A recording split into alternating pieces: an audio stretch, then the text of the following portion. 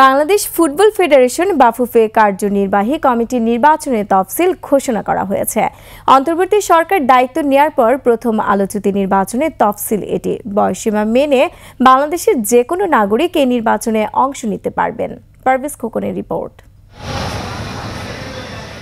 Football নির্বাচনে প্রাণ ফিরল তফসিল ঘোষণার মধ্য দিয়ে। ২৬ অক্টোবর ভোটের দিন আগেই চূড়ান্ত।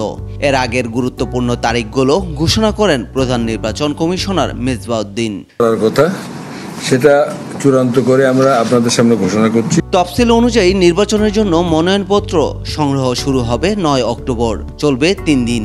৯, ১০ ও ১২ অক্টোবর সকাল ১০টা থেকে বিকেল ৫টা পর্যন্ত মনোনয়নপত্র সংগ্রহ করা যাবে।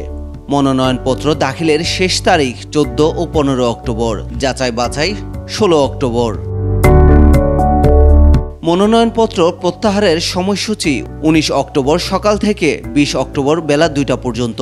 মনোনয়নপত্রের উপর আপত্তি দেওয়া যাবে ১৭ অক্টোবর। চূড়ান্ত নির্বাচনী প্রার্থী তালিকা প্রকাশ করা হবে ২০ October.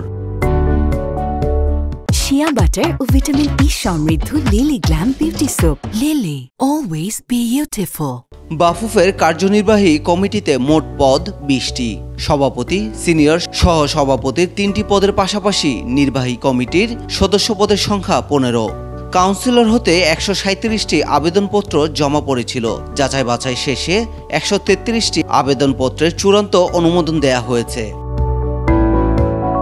২৬ October hotel inter কন্টিনেন্টালে Bafufe নির্বাচনের ভোট গ্রহণ করা হবে বেলা ২টা থেকে সন্ধ্যা ৬টা পর্যন্ত। এর পরপরই ভোট গণনা ও ফলাফল প্রকাশিত হবে। পারভেজ খোকন, ২১ টেলিভিশন।